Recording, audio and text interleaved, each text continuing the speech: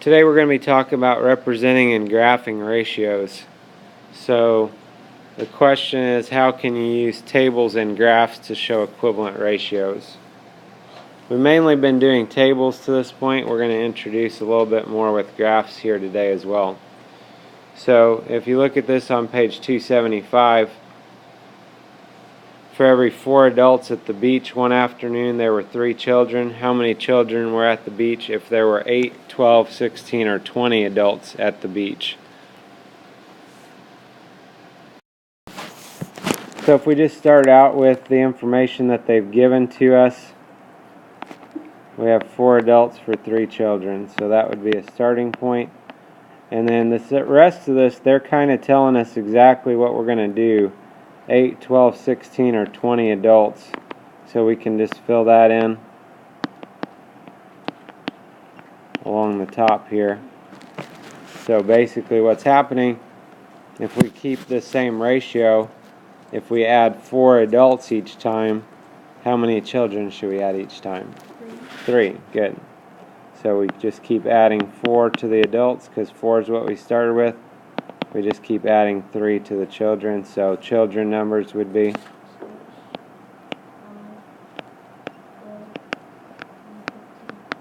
good.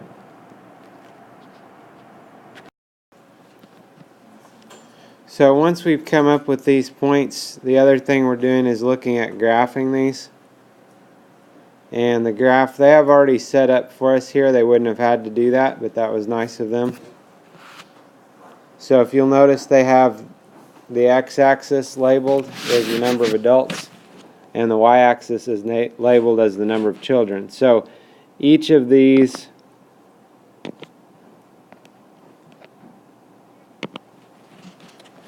points that go together represent an ordered pair. So this is like the point 4, 3. So we go to 4, starting at the origin, we go over to 4. We go over 4, we go up 3, which is going to be right between the 2 and the 4. We can go to 8, 6, so 8 adults. 6 children is the point 8, 6. 12, 9. 16, 12. And 20, 15. And when you graph these, if you've graphed it correctly, since these are proportional, since we have that same ratio, these should make a straight line with each other. If they don't make a straight line, then you've graphed them incorrectly.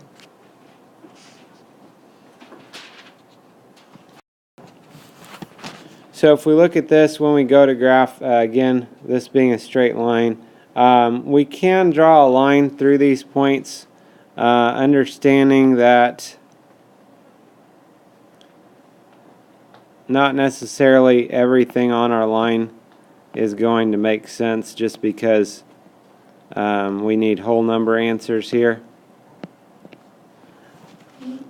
Okay, so like the point 2, 1 is okay. You know, along the way there'd be other points here that weren't on our chart that should work potentially. It may not quite be exact because my line may not be perfectly straight there. You guys have an advantage that you can use a ruler or something to draw a straight line there. And then when they set this up, they did number of adults for the X, number of children for the Y. Usually the Y is what we want to see a change in. There's not a definite answer to what we actually want to see a change in on this one. So you could do it either way. Kind of a common way of doing it is what's on top is the X and what's on the bottom is the Y, is usually how they're going to set those up for you though. So example 1, Ellen is shopping for supplies at Jake's party store. Make a table to show how much Ellen would spend to buy 3, 6, 9, or 12 balloons. Then plot the pairs of values in a coordinate graph and use the graph to find the cost of 18 balloons.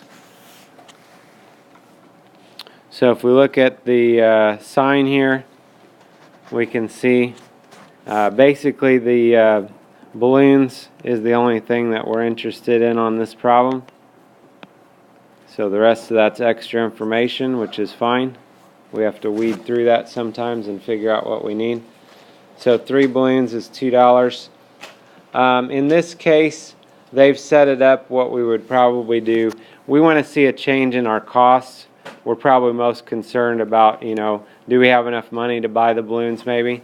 So that's a lot of times if costs involved, that's a y-axis. So 3 balloons for $2. If we add another 3 balloons, add another $2, and we keep doing that, that'll give us those points. And we can put those as ordered pairs and graph those again. Now, in this case, if we graph those points, we draw a line.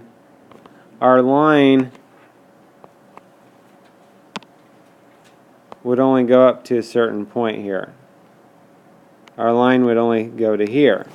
What we can do though, we can extend that line further because they said they want us to use our line to make a prediction of how much 18 balloons will cost. And then you can see from there, that's 18 balloons and that's $12. If you had time, wouldn't take too much to go and extend your table as well a little bit here. Another 3 balloons, another $2, another 3 balloons, another $2. And then you could confirm on your table that 18 balloons cost $12. So if we look at the try it, what are the coordinates for the point that represents the number of balloons you can buy for $6? So $6, we can look back at our table here if we want. $6 was 9 balloons. Notice the 9 is going to be our X and the 6 is going to be our Y. And so that would be represented by the point, what?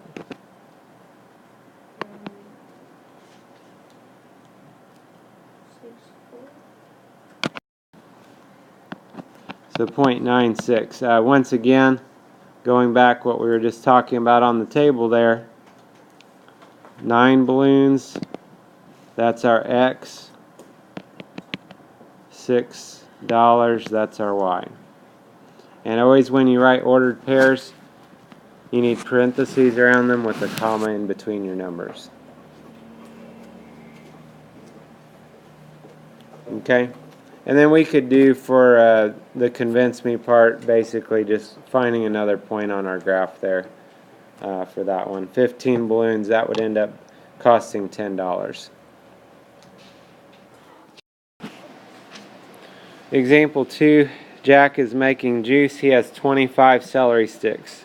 If he uses all 25 celery sticks, how many apples will he need to make the juice?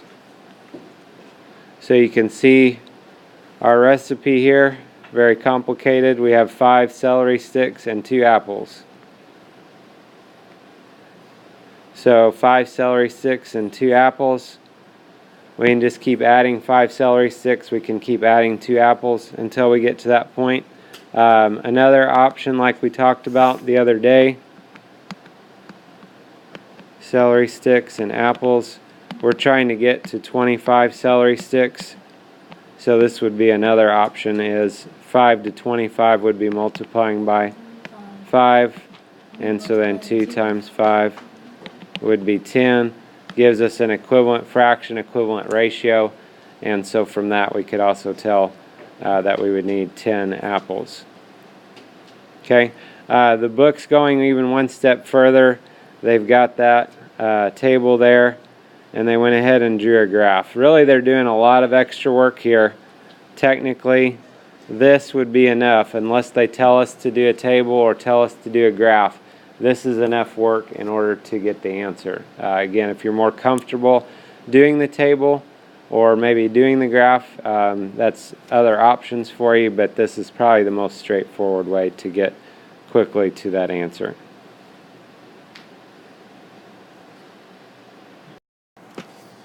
Look at example 3. Tyrese lives 10 blocks from the library. He walks 3 blocks every 2 minutes towards the library. How far is he from the library after 5 minutes? Okay, so this one, we're looking at the time and then the distance from the library. So this one, a little bit different. Time of 0, he's 10 blocks away. And then for every 2 minutes, he's getting 3 blocks closer. So we're going to add 2 to our time, 2 minutes. We subtract 3 from our distance because we're getting closer to the library. So 10 minus 3 would be 7 blocks away after 2 minutes. Another 2 minutes, another 3 blocks closer, another 2 minutes, another 3 blocks closer. So the question, how far is he from the library after 5 minutes? 5 minutes doesn't show up on our table here. So this would be an in-between value. So this one, they graphed that, and then they looked at the graph and they said, well, 5 minutes, that's right between the 4 and the 6.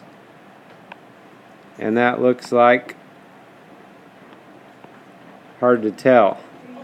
Okay, they say 2.5 blocks. Now that's hard to detect maybe from that graph. So just to mention a different way to look at that, we could look at this and think about how fast he's going. So he's going 3 blocks in 2 minutes.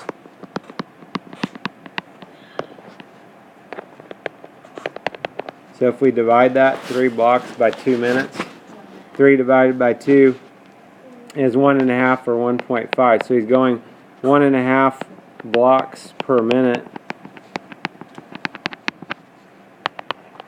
So then in 5 minutes, we do 1.5 times 5. Remember, before we multiply that, we'll have to change 1.5 to an improper fraction. We could do a decimal on this one as well. Would be 1.5 would work also. So that's 15 halves. And then you can divide that out. If you did it with the decimal, you would get straight to this decimal answer, which would be 7.5 or 7.5.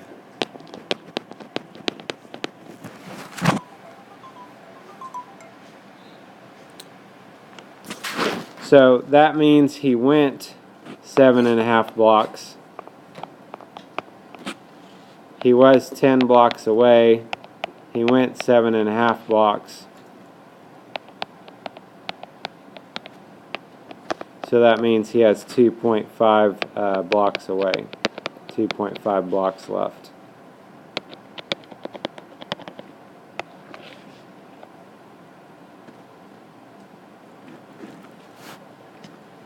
Okay.